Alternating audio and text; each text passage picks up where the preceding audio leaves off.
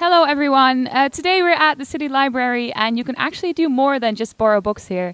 Today there is an amazing event going on, and it's called Meet the Artist, and we're going to meet the artist. We are here with Ashley, who's an artist, and she organized this event. So, Ashley, tell me, what are you doing here? Well, I'm a Canadian artist living and working here in Groningen. I studied here, did my master's, and now I'm just doing my work and getting it out there and trying to get people to see it. But why in the Netherlands? Well, I married a Dutch man and came over here in his loving arms, but I also wanted to live in Europe where there's a lot more history and you can travel 5 minutes and end up in another city. So you didn't like it that much in Canada, or? Oh, no, that's not it at all. I love Canada. It's a beautiful place, but I wanted something different for a while, and I'm really enjoying it here.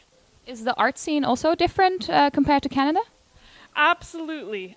People have a very different attitude towards art and towards luxury goods. I'm not going to go into that too much, but yeah, it's definitely a different attitude. Okay, well, let's go check out some paintings of yours. All right. This is one of your paintings that grabbed me the most. It's very emotional. So tell me about it. What's the history behind this painting? Well, unlike some of my other paintings, this one I painted in a very deeply emotional state when I was really feeling isolated and anxious and alone, and I really think that comes through in the work. And it's generally also about that feeling of isolation, about that sort of loneliness. You can definitely feel those emotions coming from the canvas. But what do these pigeons mean? I find pigeons are sort of the quintessential city bird, and they sort of represent to me people in that they are always sort of flocked together. They're always fighting over the scraps of food that we drop and always sort of huddling together for warmth. And at the same time, yeah, they combat with each other, they come together, and yet they're really, yeah, they all sort of move in the same sort of direction at the same time. And they're sort of like people in that, the crowd, the flocks, they're faceless. They're a sort of mass, and in contrast with the actual personified person you see here, you can it emphasizes the loneliness and the isolation of this person's intimate moment. So it's like a group of people, they're together, but not really together, the same as the birds. Yeah, exactly. It's they're sort of representative of the faceless crowd. You can show that with people, but I think it means more if you show it with animals who we automatically cannot connect with.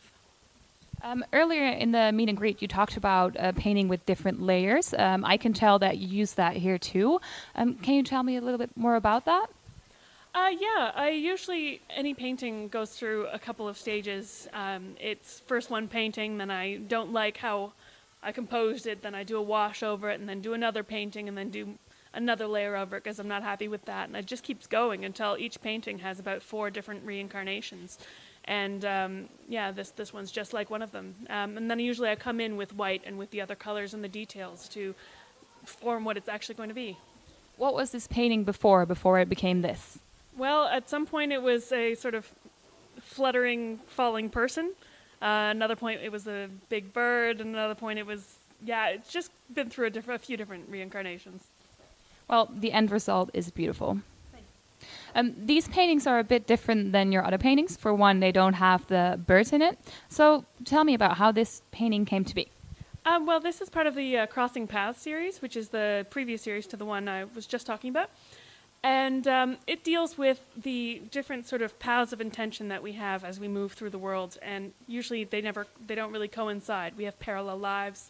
We have our own goals and ambitions. And when we're walking through a big massive crowd, we're really on our own and we're moving parallel to the people around us. And I find that really interesting. It's sort of another way of looking at the isolation that people can feel in a city. So it has the same subject as the other paintings with the birds, but just showed differently. Yeah, it's sort of a different approach to that idea of loneliness inside the crowd. So how did you get these paintings to hang here?